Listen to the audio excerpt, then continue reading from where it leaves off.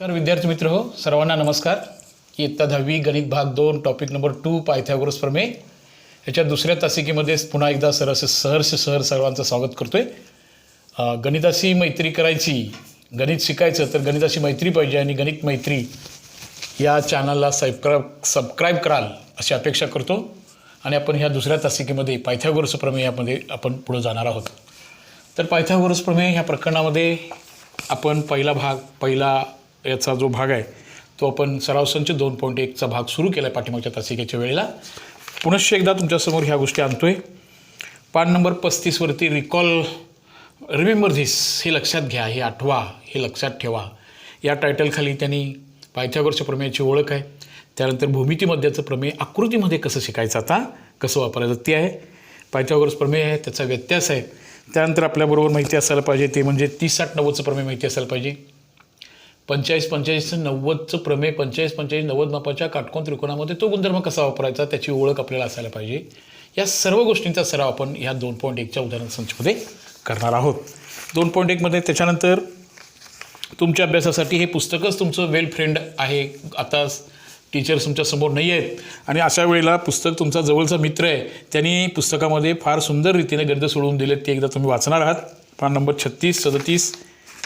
आता थोडीशी ते वाचनामध्ये तुम्हाला अभिरुची निर्माण व्हावी म्हणून पहिल्यांदा हे व्याख्यान ऐका. म्हणजे ह्या लेक्चरमध्ये हे शिकूया पुढचा भाग. हे पुन्हा एकदा ते पाठीमागचा भाग तुम्ही बघणार आहात. पुस्तकात सोडून दिलेली गणितंसुद्धा परीक्षेमध्ये येतात, ती आपल्याला माहिती असायला पाहिजेत असा तो भाग आहे. ओके बाळांनो, पहिली 2 गणितं आपण मागच्या वेळी सोडवलं होतं मला वाटते, होय ना. आता आपण उदाहरण क्रमांक 3मध्ये जाऊया. बघा उदाहरण क्रमांक 3 सराव संच 2.1 मधलं उदाहरण क्रमांक 3 बघा काय म्हणते, कसं आहे बघूया. तर मग एक्झाम्पल 3 त्या फिगरकडे बघितल्यानंतर आता तुम्हाला थोडंसं इथं कोणता गुणधर्म वापरायचा आहे ते लक्षात घ्यावं. हां, इन एक्झाम्पल 3 अशी फिगर आहे बघा. हे जरा नीट बघा. इथं अशी खूण आहे, याचा अर्थ काय बाळांनो, हा कोण 90चा. ओके, त्यानंतर हे बघा, इथं अशी एक खूण आहे बघा, इथं असं आहे. हां, यम हा पी एम हा जो पी एम आहे हा ह्या क्यू आरला परपेंडिक्युलर आहे असं दिलं आहे बघा. जरी फिगरमध्ये दाखवलं नसलं तरी सुद्धा हे परपेंडिक्युलरचं 90चं खूण असणारं चिन्ह आहे. ओके, आणि याच्यामध्ये मात्र पुढं व्हॅल्यूज दिलेत बघा. याची किंमत त्यांनी 10 दिल्या पी एमची आणि याची किंमत 8 दिल्या. आणि आपल्याला ह्या गणितामध्ये हा क्यू आर नावाचा सगळा रेषाखंड शोधायला सांगितला आहे. क्यू आर हा सगळा काढायला सांगितला आहे. म्हणजे त्याच्यातला हा भाग आपल्याला माहिती नाही, तेवढा भाग काढूया आपण. हा एवढा भाग जो आहे तो लक्षात घ्या. आता तुम्ही आत्तापर्यंत शिकलेल्या रिकॉल मेमरी किंवा एखाद्या फिगरकडे बघितल्यानंतर आता लक्षात यावं इथं कोणतं प्रमेय वापरायचं आहे. काटकोन त्रिकोणात कर्णावटकला शिरोलंब हा कर्णाच्या 2 तुकड्यांचा, कर्णाच्या या 2 भागांचा भूमितीमध्ये असतो. That is the geometric mean theorem. तुम्ही फिगरकडे बघितल्यानंतर, त्या आकृतीकडे बघितल्यानंतर तो जो परपेंडिक्युलर सेगमेंट आहे तो कुणाचा गुणाकारा इतका मांडायचा आहे हे कौशल्य तुमच्यात विकसित करून घ्यायचं आहे. त्यासाठी त्या प्रमेयाचं स्टेटमेंट मनापासून लक्षात घ्या. काटकोन त्रिकोणात मूळ त्रिकोण काटकोन आहे, त्याच्यावर एक परपेंडिक्युलर काढला आहे आणि तो परपेंडिक्युलर सेगमेंट हा जॉमेट्रिक मीन असतो. आता त्यातला परपेंडिक्युलर सेगमेंट बघा पी एमचा वर्ग हा, ह्याचे 2 तुकडे पडलेत बघा. कुठला, क्यू एम आणि एम आर. भूमितीमध्य जॉमेट्रिक मीन थेरम, भूमितीमध्याचे प्रमेय, भूमितीमध्याचे प्रमेय, भूमितीमध्याचा गुणधर्म असा त्याचा अर्थ होतो. चला बाळांनो ह्यात किमती घालूया. हां, पी एमचा वर्ग म्हणजे 10चा वर्ग, क्यू एम 8 आहे, एम आर माहिती नाही आपल्याला, हे एम आर. त्याच्यानंतर 10चा वर्ग शुअरली 10चा वर्ग, 1चा वर्ग 1चा वर्ग 1 शून्यचा वर्ग 2 शून्य भागिले 8 बरोबर 1. ह्याला तुम्हाला सोपे रूप द्यायचं आहे. काय उत्तर येईल बघूया. तर मग भाग घालूया, 8नं भाग घालूया, सोपा भाग कराय. 8 एके 8, 8 एके 8. ओके, 10मधून 8 गेले, 2 राहिले, त्या 2वरती 0 घेतो. 8 दुनी 16. ओके, आता 4 उरले बघा. हां, 20 होते, 4 उरले, त्याच्यावर 0 घेऊया. 8 पंचे 40 झालं, ते 8 पंचे 40. ह्याचं उत्तर 12.5 आलं बघा. पण कुणाचं उत्तर आलं, हे एम आरचं उत्तर आलं. 12.5 युनिट किंवा एकक काय असेल ते असं येणार.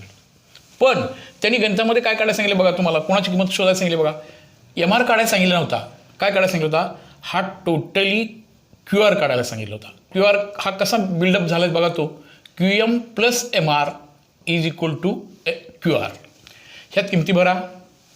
हां, याची किंमत किती येणार आता, क्यू एमची किंमत 8 आहे आणि ही 12.5 आहे. 12.5 आणि 8 किती झाले सांगा, 12.5 आणि 8 हे बघा 8 आणि 12.5 एकूण उत्तर.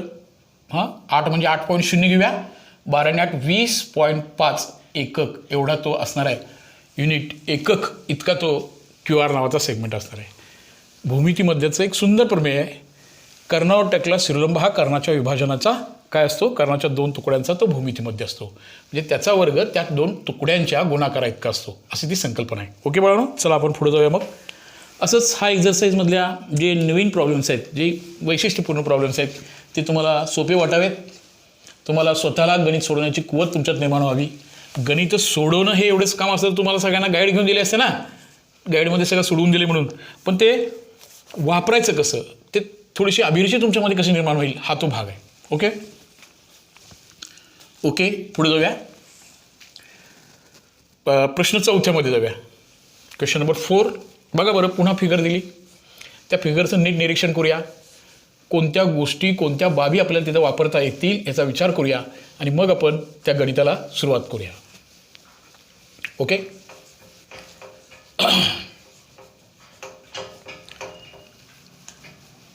बघा बरं. त्या फिगरमध्ये काय काय माहिती दिली असं जसं वाचात येत आला ना नीटपणे.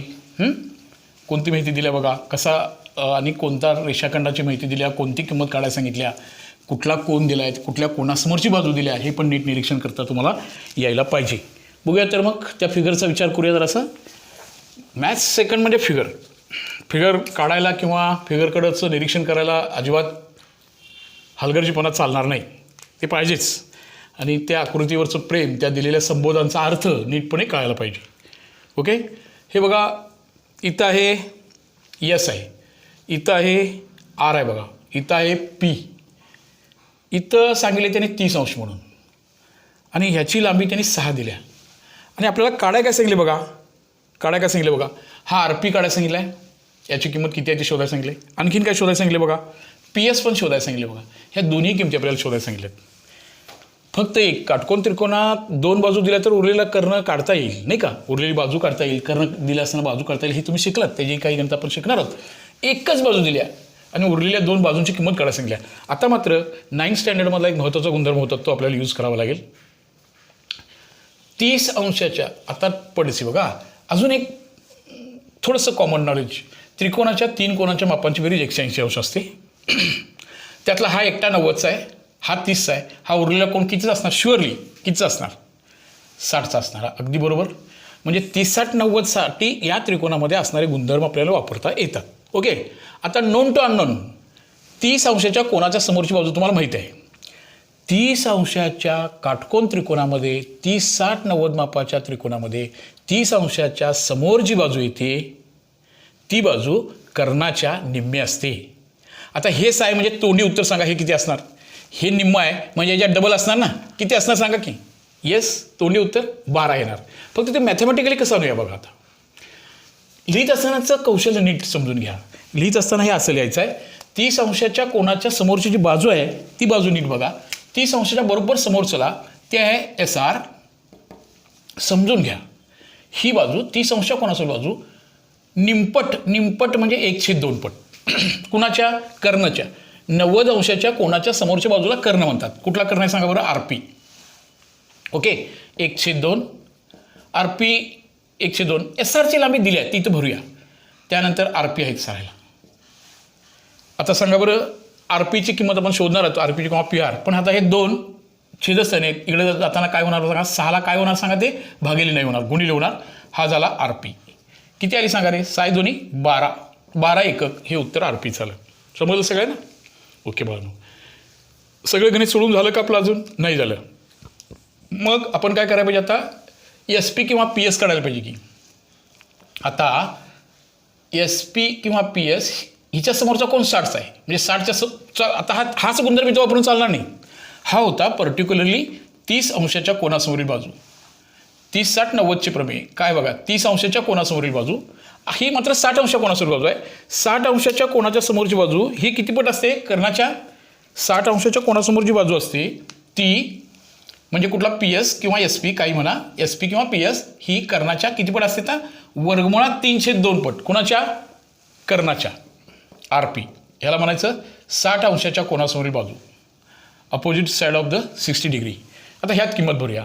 आता पी एस सिग्मत माहिती नाही आपल्याला, वर्गमुळात 3/2 आहेच. आणि पी आरची लांबी किती आहे, किती आले बघा बरोबर, आत्ताच आपण काढली. पी आर किंवा आर पी 12 आली. बे 1 बे बे सक्क 12, 6 वर्गमुळात 3 युनिट्स किंवा एकक असा भाग हा पी एसचा येणार. 9वीच्या गुणधर्मावर आधारित हे प्रमेय होतं. प्रमेय कोणतं वापरलं आपण, 30, 60, 90 मापाच्या त्रिकोणात 30 अंश कोनासमोरची बाजू असते ती कर्णाच्या निम्मी असते आणि 60 अंश कोनासमोर बाजू कर्णाच्या वर्गमुळात 3/2 पट असते, असा तो भाग आहे बघा. समजलं का बघा सगळ्यांना. हां, चल मग आता पुढे जाऊया. हां, काय येणार बघा आता, काय उत्तर आलं, आर पी पी आर 6 आलं आणि 6 वर्गमुळात 3 आलं. 5व्या गणितामध्ये एक छोटी ॲक्टिव्हिटी दिली. ॲक्टिव्हिटीसाठी गुणधर्म नीटपणे दिला आहे, पुस्तकात सुद्धा सोडून पद्धतीने छान पद्धतीने दिले ते आपण पूर्ण करून घेऊया. आता 5वा प्रश्न, क्वेश्चन नंबर 5. चला बाळांनो, क्वेश्चन नंबर 5 मध्ये जाऊया. बघा जरासं फिगरकडे नीट निरीक्षण करा, कशी फिगर आहे बघा, किती अंशात कोण दिले बघा, किती बाजू दिलीत बघा, काय काम करायला सांगितलं बघा आपल्याला. हां, याचं इमॅजिनेशन करायला सुरू करा.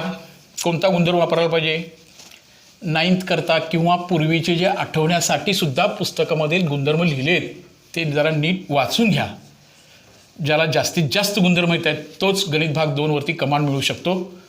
गणित भाग 2ला आत्मविश्वास वाढवण्यासाठी गुणधर्म जास्ती माहिती असायला पाहिजेत, त्याचं ॲप्लिकेशन नीटपणे आपल्याला करता यायला पाहिजे. काय बघूया प्रश्न मग. हां बघा जरासं काय काय दिले. ओके,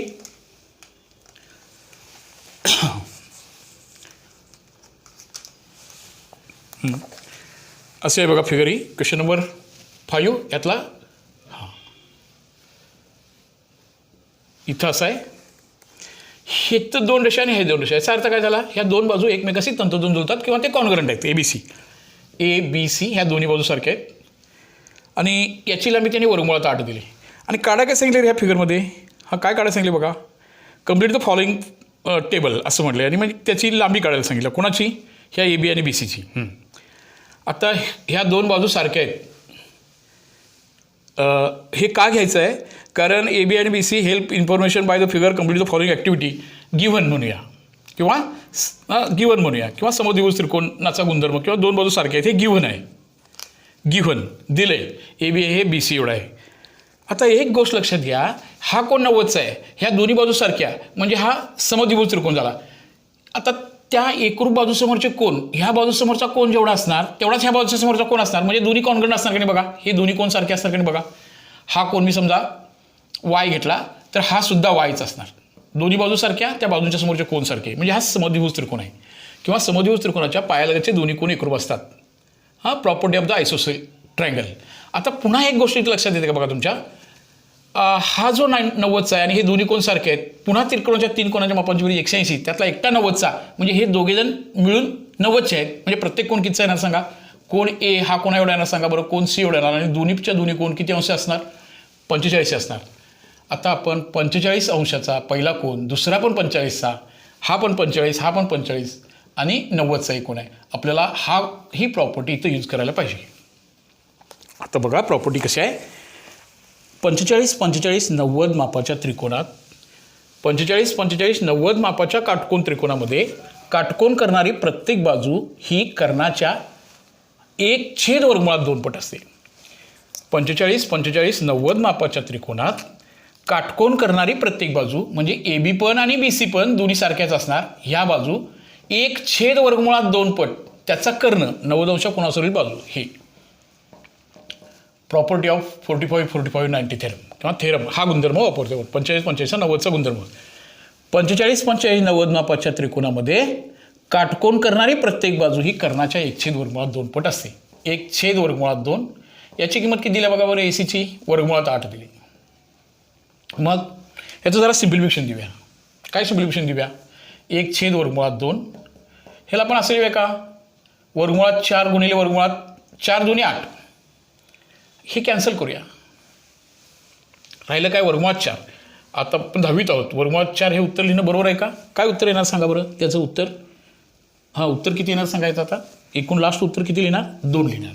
किंवा त्यांनी जसं सांगितलं तसं तुम्ही सिम्प्लिफाय करू शकता. काय केलं बघा, तरी तुम्ही असंही लिहिले बघा, तुम्ही असं लिहिलात तरी चालेल. 1/2 च्या ऐवजी बुकमध्ये अशी ॲक्टिव्हिटी पूर्ण केली ना, अशी करूया आपण पण. ठीक आहे, मग तसं केलं तरी चालेल. ह्याला काय करूया सांगा. ह्याचे वर्गमुळात 8 म्हणजे वर्गमुळात 4 गुणिले वर्गमुळात 2. 4चं वर्गमूळ 2 म्हणजे 2 वर्गमुळात 2. हे कॅन्सल झालं. किती राहिलं उत्तर सांगा की 2 राहिलं. असे ही ए बी आणि ए सी ह्या 2-2 असतील तेव्हा हा वर्गमुळात 8 येईल. 45, 45, 90 मापाचा हा जो गुणधर्म आहे तो आपल्याला माहिती असायला पाहिजे. याचं नॉलेज आपल्याकडं माहीत असावं तुम्हाला. ओके ओके बाळांनो, ह्याची लांबी येणार आहे 2. चला आपण आता पुढच्या गणितामध्ये जाऊया. समजलं का बघा सगळ्यांना जरासं कसं आलं, कळालं का बघा. ह्याचं उत्तर 2 आलं. असंच प्रश्न आता 6वा बघूया. प्रश्न 6वा.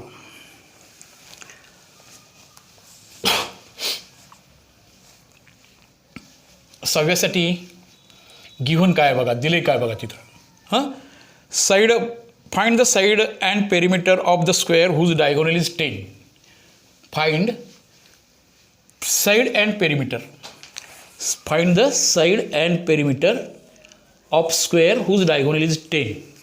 अशा एका काय सांगा, अशा एका स्क्वेअर म्हणजे चौरस, चौरसाचा कर्ण 10 वर्गमुळात 2 असेल, 10 असेल तर तुम्ही त्याची बाजू काढा आणि परिमिती काढा. हा भाग आहे. बघूया तर मग काय करूया बघा. चौरस दिलाय, चौरसाची फिगर काढून घेऊया. हे बघा स्क्वेअर चौरस, चारी बाजू सारख्या, प्रत्येक कोण 90चा. हा स्क्वेअर काढला मी, हा स्क्वेअर काढला चारीच्या चारी बाजू सारख्या. त्याच्यानंतर त्याचा डायगोनल दिला आहे. मी एकच डायगोनल इथं काढतो, त्याला 2 डायगोनल असणार आहेत. हा 10 दिला आहे. पुन्हा लक्षात घ्या चौरसचा प्रत्येक कोण 90चा असणार. चौरसच्या सगळ्या बाजू सारख्या असणार, ह्या सगळ्याच्या सगळ्या बाजू. पुन्हा हे लक्षात घ्या. आता हा ट्रायंगल कुठल्या टाईपचा झाला मगाच्या सारखा, कुठल्या टाईपचा झाला सांगा बरं. हा 90चा म्हणजे हे 45चं येणार आणि हे पण 45 येणार. म्हणजे 45, 45, 90चा थेरम पुन्हा आपण यूज करू शकतो. पुन्हा समजा हे अशी नावं दिली असतील तर 45, 45, 90च्या ट्रायंगलमध्ये आपण आता स्क्वेअरमधून ट्रायंगलचा विचार करूया. असं असतं की हे काटकोन करणारी प्रत्येक बाजू ए बी बरोबर बी सी ही कर्णाच्या 1/2 वर्गमुळात 2 पट असते. ह्याचा डायगोनल 45, 45, 90 थेरम. चला मग ह्याचं सिम्प्लिफिकेशन करूया. ह्याची लांबी किती आहे बघा बरं. ए सीची लांबी आता 10 दिली. तर ह्याचं सिम्प्लिफिकेशन काय करूया. 1/2 वर्गमुळात 2, 5 दोन्ही 10 नाही का. पुन्हा लक्षात घ्या 1/2 वर्गमुळात 2, 5 गुणिले 2चे सुद्धा अवयव पडतो बघा मी. 2 म्हणजे वर्गमुळात 2 गुणिले वर्गमुळात 2 म्हणजे वर्गमुळात 4 आणि 4चं उत्तर 2. 3 म्हणजे वर्गमुळात 3 गुणिले वर्गमुळात 3, वर्गमुळात 3चा वर्ग 3. हे कॅन्सल करण्यासाठी राहिलं काय सांगा बरं. 5 वर्गमुळात 2 ही साईड आली. 5 वर्गमुळात 2, 5 वर्गमुळात 2, 5 वर्गमुळात 2, 5 वर्गमुळात. पेरिमीटर म्हणजे ह्या सगळ्याचे ॲडिशन होणार. 5 वर्गमुळात 2 अधिक 5 वर्गमुळात 2 अधिक 5 वर्गमुळात 2 अधिक 5 किती वेळा येणार सांगा बरं. वर्गमुळात 2 5 वेळा 5, 5, 4 म्हणजे 5 20 वर्गमुळात 2 असं त्याचं उत्तर येईल. ही येणार पेरिमीटर. परिमिती म्हणजे ह्या आकृतीच्या सर्व बाजूंची बेरीज नाही का बाळांनो. ही प्रत्येक बाजू आपल्याला घ्यावी लागेल. हा एक भाग. ज्या मुलाला थेरमवर विश्वास आहे, त्यानं विश्वासानं स्टडी केलेलं आहे, ह्याच्यावर परफेक्शन आहे, थोडं मनापासून वाचणं आणि लक्षात ठेवायचा प्रयत्न करणं त्या मुलांच्यामध्ये जो आत्मविश्वास असतो. कुठेतरी कसं ऐकलं आहे 45, 45, 90 म्हणजे काय, तो गुणधर्म कुठं आहे, कसा आहे, वापरायचा आहे हे माहिती नसेल त्याला एवढंही सोपं जाणार नाही आहे बाळांनो. मग तुम्ही काही मुलं हे गणित असं पण सोडतात. सर मी हे आणि घेणार आहे तरी चालेल. हा काटकोन त्रिकोणाचा गुणधर्म बऱ्याच वेळा माहिती असतो आपल्याला. हा असं होतं बघा. 10चा वर्ग याचा वर्ग याचा वर्ग बरोबर कर्णाचा वर्ग. 2x वर्ग बरोबर 100 आलं. x वर्ग बरोबर 100 भागिले 2 आलं. बे 5 10 बे 0 0. x वर्ग बरोबर 50 आलं. x बरोबर वर्गमुळात 50 दोन्ही बाजूचं वर्गमूळ घेऊया √50. 9वीमध्ये ह्याला प्युअर सरड म्हणजे शुद्धकर्णी असं नाव होतं. ह्याला सिम्प्लिफिकेशन देऊया. ह्याला सिम्प्लिफिकेशन 25 दोन्ही 50 25 वर्गमूळ 5 एकूण उत्तर आलं 5 वर्गमुळात 2. असं सुद्धा तुम्हाला उत्तर सोडवता येईल. ज्यांना गुणधर्म वापरायचा नाही, गुणधर्म आठवला नाही, त्यांनी सोपं पायथागोरस वापरून मुलं गणित सहज सोडवतात.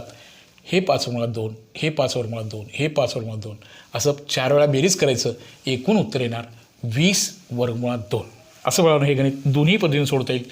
तुम्हाला जसं आवडेल ज्यांना गुणधर्म माहीत आहे ते असं सोडवाल, ज्यांना गुणधर्मावर अजून विश्वास नाही, अजून कमांड नाही, त्यांनी सोपं करा, पायथागोरसच्या प्रमेयचं अप्लिकेशन्स करा, म्हणजे तुम्हाला ते गणित पडसी सोडवता येईल. ओके बाळांनो, पुढे जाऊया आपण आता. ठीक आहे, पुढे जाऊया.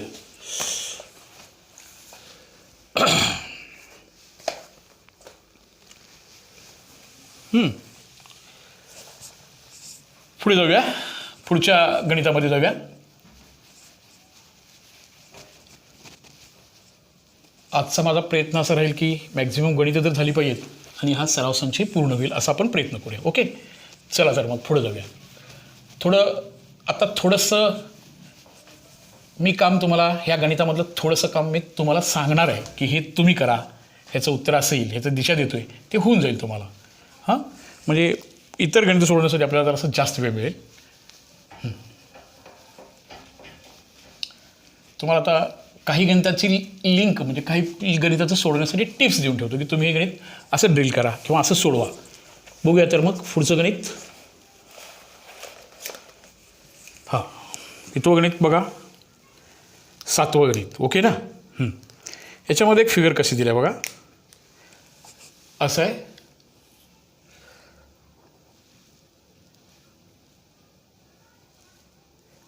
असा एक परपेंडिक्युलर सेगमेंट ड्रॉन केला आहे आणि हा बेसिकली राईट अँगल ट्रायंगल आहे. म्हणजे प्रॉपर्टी कोणती वापरायची ते लक्षात आलं असेल तुमच्या. आता GF काढा. GF आहे 12, त्यानंतर GD आहे 8 आणि त्याच्यानंतर इथं नाव आहे. या नावाचा वापर असं करायचा आहे की इथं अशी नावं वापरायची आहेत. आणि काय काय पाहिजे बघा त्यांना, EG पाहिजे, त्यानंतर काय पाहिजे बघा, FD पाहिजे, FD पाहिजे, त्याच्यानंतर काय पाहिजे बघा बरं, EF पण पाहिजे. हां, पहिला प्रॉपर्टीचा यूज करताना एक काटकोन त्रिकोण आहे, त्याच्यामध्ये पुन्हा परपेंडिक्युलर सेगमेंट ड्रॉन केला आहे. म्हणजे आपल्याला काय करायला पाहिजे, कोणते थेरम वापरायला पाहिजे सांगा. हां, कोणता थेरम वापरणार, अगदी बरोबर, कोणता थेरम वापरूया, जॉमेट्रिक मीन थेरम वापरूया. ओके, म्हणजे EG याची किंमत आपल्याला काढणं इझी जाईल नाही का. हां, काटकोन त्रिकोणात कर्णावर टाकलेला शिरलंब, perpendicular drawn on the hypotenuse is, म्हणजे FG square is equal to GF square FG square is equal to, तीच नाव आहेत ना. ठीक आहे, FG square is equal to product of this two, यांचा गुणाकार बघा, GD आणि EG यांचा गुणाकार, GD EG किंवा GE म्हणा. ह्याची लांबी त्यांनी 12 दिले बघा. EGची किंमत 12 आहे पण EGचा वर्ग आहे म्हणून 12चा वर्ग लिहिणार आपण. अगदी बरोबर. GD 8 आहे गुणिले EG. मी असं करतो, सिम्प्लिफिकेशन तुम्ही 12चा वर्ग 144 लिहू शकता. सोप्या करण्याच्या वेगळ्या टेक्निक्स वापरूया. ह्याला मी 12 गुणिले 12 लिहितो, भागिले 8 करूया. हे EG आहे तसं ठेवून टाकूया. 4 2 8, 4 त्रिकम 12, बे 1 बे, बे सख्ख 12. किती आलं सांगा तुम्ही. कसं आहे 144ला 8 भागा तरी साइन त्रिक. EGची किंमत किती आली सांगा. आता साइन त्रिक 18 एकक, हे त्या EGची किंमत आली. समजलं का गणित सगळ्यांना. ह्याची किंमत आली 18. आता आपल्याला FD काढायला सांगितले. आता तुमचं लक्ष ना फक्त ह्या काटकोन त्रिकोणामध्ये असायला पाहिजे. आता हे बघा, हा 90चा कोण आहे म्हणजे हा पण 90चा आहे. या त्रिकोणामध्ये, या काटकोन त्रिकोणामध्ये 2 बाजू दिलेत ना, आणि आपल्याला हे FD काढायला सांगितले बघा. हे काढायला सांगितले. फक्त तुमचं लक्ष आता तेव्हा हे काय बघायचं नाही, हे फक्त इथंच बघायचं. 90 अंश कोणासमोरील बाजू कर्ण, कर्णाचा वर्ग हा 2 बाजूंच्या वर्गाच्या बेरजे इतका, 8चा वर्ग आणि 12चा वर्ग, 64 आणि 144. चला बेरीज करा. 144 आणि 64ची किती आलं बघा बरं. 8 6 4 10, 208 आलं बघा. x वर्ग बरोबर असं आलं. x बरोबर आता ह्याचं वर्गमूळ काढायला पाहिजे नाही का बाळांनो. म्हणजे x बरोबर वर्गमुळात 208. तर ह्याला थोडंसं पुन्हा प्युअर शरड आहे, म्हणजे प्युअर शुद्ध करणे आहे, त्याला आपण मिक्स सरणी करूया. थोडंसं विचार केला तुम्ही तर ह्याचं भाग घालवता येईल, अवयव पाडता येईल. ह्याला साधारणतः 13 भागतो बघा मी. 13 1 13, 13 संग 78, 16चं वर्गमूळ 4 आणि हे वर्गमुळात 13 असं उत्तर आलं बघा. 13 भागलं. 13 ही प्राईम नंबर्स होता म्हणून त्याचा अंदाज असं केला. तुम्हाला बऱ्याच पद्धतीने जाता येईल. 2 भागा 4 भागा ट्राय करा आणि असं उत्तर तुम्ही मिळवू शकता. हे झाली याची किंमत. पुढे जाऊया.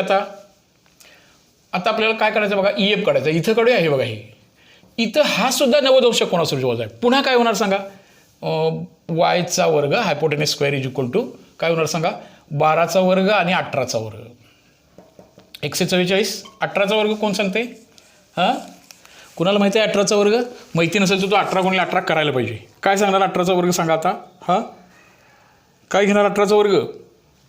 तो घ्या 18चा वर्ग आता किती? हां बरोबर कोण सांगितलं? 324 येणार बघा. ह्याची बेरीज करा. ह्याची बेरीज येणार आहे 4 आणि 4 8 6 468. पुन्हा ह्याला पण 13ने भागूया. y बरोबर वर्गमुळात 468. ह्याला तुम्ही जर 13ने भागलात तर उत्तर असं येते बघा 13 त्रिक 39 7 उरले 13 संग 78 36 वर्गमूळ 6 6 वर्गमुळात 13 अशी त्याची किंमत येईल. असं आपल्याला हे दुसरं गणित पूर्ण करता येत होतं. हे उदाहरण क्रमांक मला वाटते 7वं उदाहरण आहे. थोडंसं मोठं होतं. भूमितीमध्ये कुठं वापरला? पायथागोरस प्रमेय वापरून कर्णाचा वर्ग बरोबर बाजूवर्ग कसं वापरलं आणि कसं उत्तर काढलं. ह्या उत्तराचं एवढं टेन्शन घेऊ नका. हे उत्तर जरी तुम्हाला हे उत्तर जर ठेवलं तरी पण असू दे. पण याचं सिम्प्लिफिकेशन असं द्यायचं होतं. तुम्ही लगेच पाठीमागच्या उत्तराची तुलना करणार तर याचं पाठीमागचं उत्तर बहुतेक असं आहे बघा. ह्याची उत्तरं ही आपल्याला अशी सोडायची होती. असं हे पायथागोरस प्रमेय दोनदा वापरणं. पायथागोरसचं प्रमेयाचं उपयोजन तुम्ही बऱ्याच वेळा केलं आहे. तुम्ही ते पटपट करा. काही संख्यांचे वर्ग माहिती नसेल तर ते वर्ग आपल्याला माहिती असायला पाहिजेत. पटपट गुणाकार करून त्या उत्तरापर्यंत आपल्याला पोचता यायला पाहिजे असा तो भाग आहे. आलं लक्षात सगळ्यांच्या? कर्णाचा वर्ग बरोबर बाजूवर्ग अधिक बाजूवर्ग किमती कशा भरल्या, भूमितीमध्ये त्याचा उपयोग कसा केला, कसं उत्तरापर्यंत आपण पोहोचलो बघा जरासं. तसं तुम्हाला होमवर्कच सांगणार होतं पण पूर्ण झालं बऱ्यापैकी. असू दे उरलेल्या वेळेमध्ये म्हणजे जेणेकरून आपली नियोजनाचं वेळ आणि टॉपिक्स हे व्यवस्थितरित्या त्या टाईम लिमिटमध्ये बसवायचा प्रयत्न करूया. ओके चला ठीक आहे. पुढचं उदाहरण वाचा जरासं. काय बघा उदाहरण. हां बहुतेक उदाहरण इन वर्ड्समधलं आहे, शब्दामधलं उदाहरण आहे पण अर्थ फार छोटा आहे. बघा जरासं काय म्हणले बघा रे.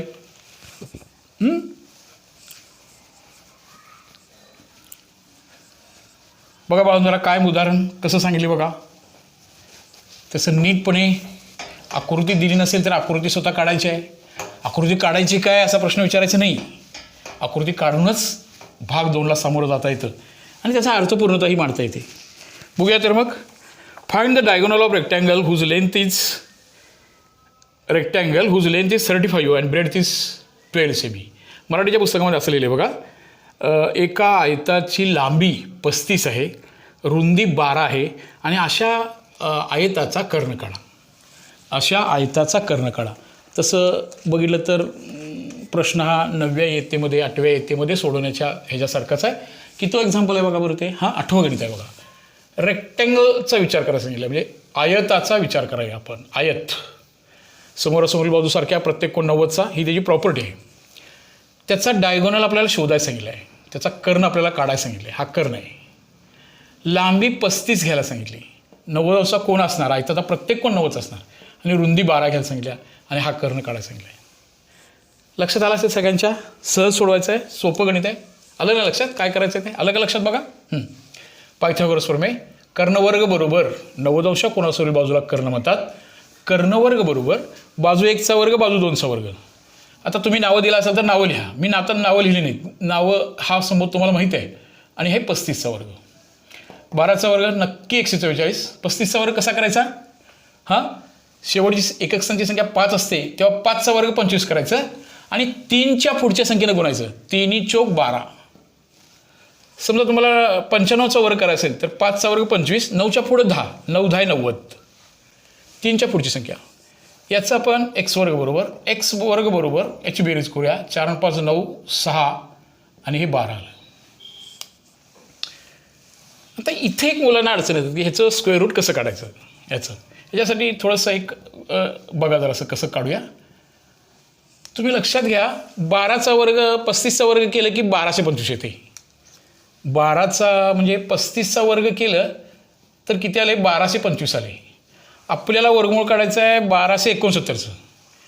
त्याच्यापेक्षा सोपी संख्या काय होती बघा. 40चा वर्ग केलं तर उत्तर येते 1600. आता 36चा वर्ग करताना 35चा वर्ग करताना काय येणार सांगा बरं. शेवटी 5 आलं. 36चा वर्ग करताना शेवटी संख्या काय येणार? 36 गुणिले 36 करताना 6 येणार. इथं 6 नाही 9 आहे. 37चा वर्ग करताना शेवटी संख्या काय येणार सांगा. 37चा वर्ग काय येणार. 7 × 1 37 गुणिले 37 करताना शेवटी 7 × 7 49. याचं स्क्वेअर रूट हे 37 येतं. तुम्ही तपासून बघा. याचं हे सेमीमध्ये दिले ना. हां, एका याचे सेंटीमीटर आहे म्हणजे याचं कर्ण येणार 37 सेंटीमीटर. तुम्ही 37 गुणिले 37 करून बघा. त्याचं उत्तर हे काय येणार आहे सांगा बरं. त्याचा गुणाकार हा येणार आहे 1269. ओके बाळांनो, जरा पुढं जाऊया. आलं लक्षात. सोपं टेक्निक्स होतं. तुम्हाला ते होण्यासारखं गणित आहे. प्रॉब्लेम नाही आहे. 2च गणित आहेत तीही पूर्ण करूया, करण्याचा प्रयत्न करूया. पायथागोरसचं प्रमेय ह्याचं छानपैकी उपयोगात आणणे हा त्याचा भाग आहे. थोडे ॲप्लिकेशन्स, थोडे जास्त विचार करायला लागण्यासारखे जरा असं काही प्रश्न आहेत. जरा असं बघूया. तुम्ही शांतपणे ऐकाल, नीटपणे ते स्टोअर कराल, पुन्हा पुन्हा ते बघा जरासं कसं करायचं आहे ते, आणि मग ते गणित आपल्याला पूर्ण करता येईल. मी याचं बघूया. फिगर कशी दिली बघा आता 9व्याची.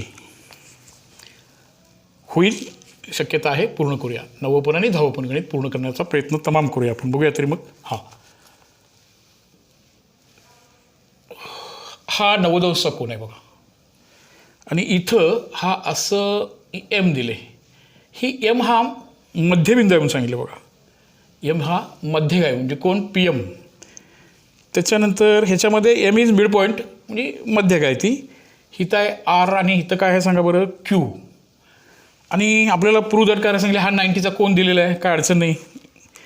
PQचा वर्ग बरोबर 4PM वर्ग वजा 3PR वर्ग. हे तुम्ही प्रूव्ह दॅट करा. हे तयार करा इक्वेशन तिथं, असं त्यांचं मत आहे. हे निर्माण करा, हे उत्तरात आणा. सोपं राहतं अशी गणित सोडवणं सुद्धा, फारसं अवघड असत नाही. पहिल्यांदा काय करूया बघा. हा काटकोन त्रिकोण आहे बरोबर. ते मधली मध्यगा वगैरे काही डोळ्यासमोर ठेवू नका तुम्ही. फक्त हा मोठा त्रिकोणच बघा. फक्त हा एवढा काटकोन त्रिकोण. शुअरली हाच आहे ना काटकोन त्रिकोण. मग तिथं पायथागोरस प्रमेय फक्त मांडूया आपल्याला. PQ² बरोबर PR² प्लस RQ². हे हा मिड पॉईंट आहेच. हे आहे bye Pythagoras theorem. Bye Pythagoras theorem असं लिहूया पायथागोरसच्या प्रमेयानुसार. ओके, पायथागोरस प्रमेय लिहिलं. मी जरासं काळजीपूर्वक हे दोन्ही हा मध्यबिंदू म्हटल्यानंतर मी ह्याला X आणि ह्याला X म्हणतो बघा. आता दुसरा एक यातला महत्त्वाचा भाग आहे. PQ उत्तरामध्ये आहे, PR आहे का. आहे. हा QR हा उत्तरामध्ये नाही आहे. मग QRच्या ऐवजी हा मध्यबिंदू म्हटले. मी काय म्हणतो PQ आहे, त्याला टच करत नाही, असंच राहू दे. PR पण आहे. RQ म्हणजे इथून इथपर्यंतचा भाग X आणि इथून X म्हणजे टोटल किती झाले बघा की. हा एक X आणि हा एक X किती झाला सांगा बरं. 2Xचा वर्ग होईल. म्हणजे PQचा वर्ग बरोबर PRचा वर्ग अधिक 4X वर्ग झालं. मी काय विचार केला बघा. हे याची आवश्यकता नव्हती इथं कुणाच्या या RQची. उत्तरामध्ये नको पाहिजे. म्हणजे आता असं करूया. आता इथं पाहिजे होतं तो हा रेषाखंड पाहिजे बघा तुम्हाला. उत्तरामध्ये कोण पाहिजे बघा. PM पाहिजे. फक्त ह्या काटकोन त्रिकोणाचा विचार करूया. फक्त एवढ्याच. जरा नीट बघा. ह्याच इथं हा मोठा काटकोन त्रिकोण होता, छोटा काटकोन त्रिकोण होता. हा विशाल कोन त्रिकोण आहे. मोठ्यामध्ये आपण पायथागोरस प्रमेय वापरलो, छोट्यामध्ये पण पायथागोरस प्रमेय वापरूया. कर्णाचा वर्ग म्हणजे आता मोठा कर्ण नको, छोटा कर्ण. काय होणार सांगा बरं. PM वर्ग बरोबर PR वर्ग वजा ह्याला पण अधिक X वर्ग असं म्हणतो. PM वर्ग बरोबर कर्णवर्ग बरोबर बाजूवर्ग अधिक बाजूवर्ग. म्हणजे PM वर्ग वजा PR वर्ग ही किंमत X वर्गची आहे. ती किंमत आपण तिथं भरूया की. बघा जरासं. PQचा वर्ग इथं PRचा वर्ग आहे. हा PRचा वर्ग अधिक 4 कंसात X वर्गची किंमत काय भरतो मी. PM वर्ग वजा PR वर्ग भरतो बघा. एक तर हा X वगैरे नको होता. PM आणि PR झालं बघा. उत्तर पूर्ण झालं की नाही बघा. विविध पद्धतीने हे गणित सोडता येईल. म्हणजे पुन्हा वेगवेगळ्या पद्धतीने अपोलियन्सनं सोडता येईल. ह्याच्यापेक्षा वेगळ्या पद्धतीने सोडता येईल. नवनीतवाल्याने गाईडवाल्याने वेगळी पद्धत दिली असेल, पण तरी पण आपण सहजतेनं हे माझ्या माहितीनुसार हे असं सोडलं तर फार सोपं होईल. बघूया. PQचा वर्ग बरोबर PRचा वर्ग अधिक 4 PM वर्ग वजा 4 PR वर्ग असं तयार झालं बघा. 4 आत गुणलं. लास्ट पायरी आता आहे का बघा. PQचा वर्ग आहे 4 PM वर्ग हे बघा इथं आहे आणि 1 PR वर्ग वजा 4 PR वर्ग वजा 4 PR वर्गमधून 1 PR वर्ग गेला, 3 PR वर्ग राहिले आणि मोठ्या संख्येत चिन्ह वजा. आहे काय उत्तर? Yes, right. असं हे गणित पूर्ण करायचं होतं, थोडक्यात पण आणि सोपं पण. एक्सला कसा आणला, एक्सची किंमत कशी काढली, ज्याच्यामध्ये PM आणि PR येईल असे ॲडजस्टमेंट करून घेतली. आलं लक्षात सगळ्यांच्या? लास्ट एक प्रॉब्लेम आहे, ते पण पूर्ण करूया पडसी आणि मग आपण हा अभ्यास किंवा आजचं कामकाज संपवूया. जरासं नीटपणे बघा कसं गणित दिले.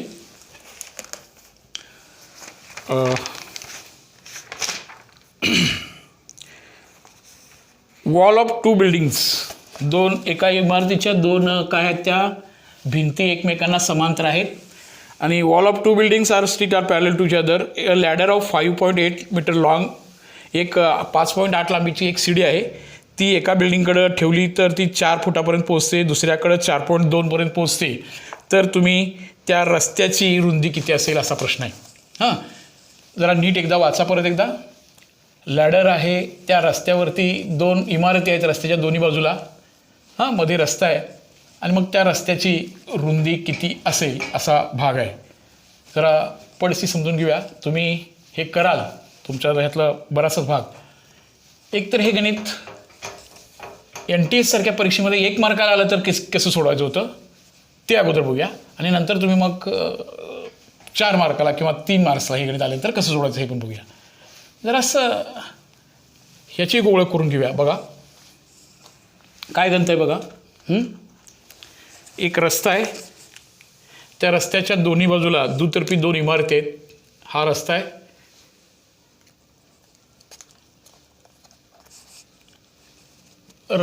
त्या रस्त्याच्या दोन्ही बाजूला 2 इमारती आहेत अशा. त्या इमारतीमध्येच्या मधले हा रस्ता जो आहे ना, त्या रस्त्यापासून एक सीडी अशी काय केल्या, जरा नीट बघा. हां, हे अशी एक सीडी काढली, अशी सीडी लावली आणि ते टोक पुन्हा एकदा असं लिहायचं, असं एकदा लावायचं. हे 5.8 आहे ना, सीडी 5.8चीच घ्यायची.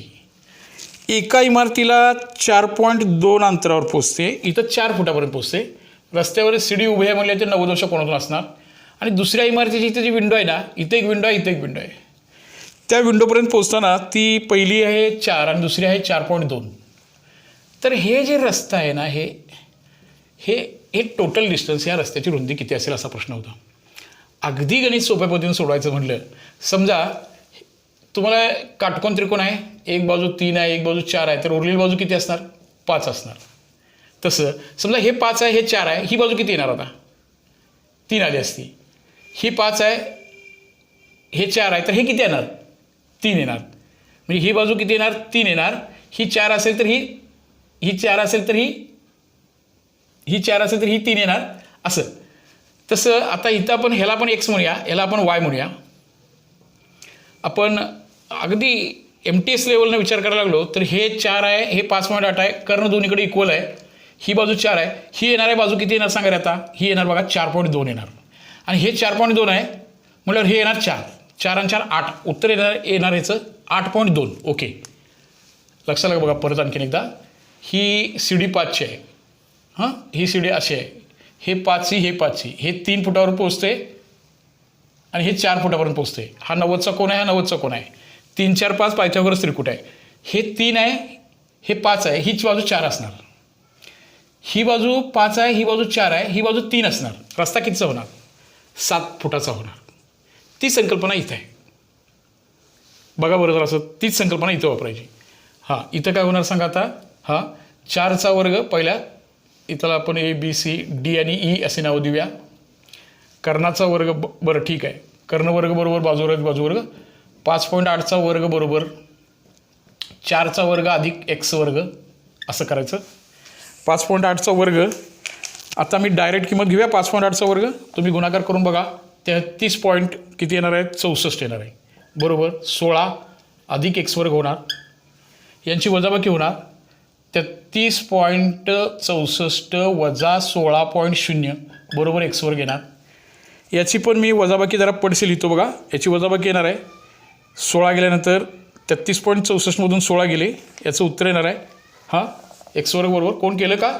x वर्ग बरोबर येणार आहे 17.64. 17.64. आता याचं वर्गमूळ काढलात तुम्ही तर याची उत्तर येणार आहे हे 4.2 आहे ना, याचं वर्गमूळ किती येणार सांगा आता? 4.2 येणार याचं उत्तर. बघा 4.2 गुणिले 4.2 करून. पुन्हा इथं तुम्ही पायथागोरस प्रमेय वापरलात. इथं 5.8चा वर्ग मगाची संख्या येणार, त्यानंतर 4.2चा वर्ग अधिक वायचा वर्ग येणार. ह्याचा वर्ग किती येणार? हेच उत्तर येणार की किती येणार? 33.64.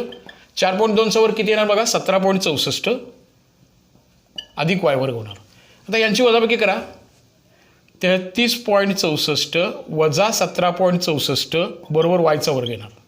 64 पॉईंट गेले, 33 आणि 17 बरोबर 16 राहिले बघा. 16 बरोबर वायचा वर्ग म्हणजे वाय बरोबर आलं किती सांगा? 4.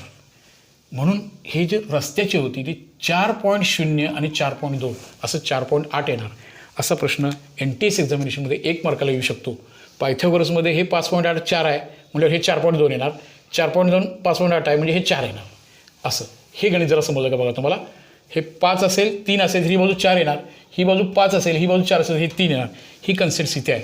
जरा वर्ग वगैरे करायचं काम हे तुम्ही कराल अशी अपेक्षा करतो. आणि हा अभ्यास इथं संपेल. एक महत्त्वाचं आणि सोपं असणार हे गणित आहे. नक्की सर्वांनी पुन्हा एकदा अभ्यास करायला आणि ते सोडवायला अशी अपेक्षा करतो. ओके, हा अभ्यास इथं संपतोय. ओके बाळांनो, भेटूया पुढच्या तासिकेच्या वेळी.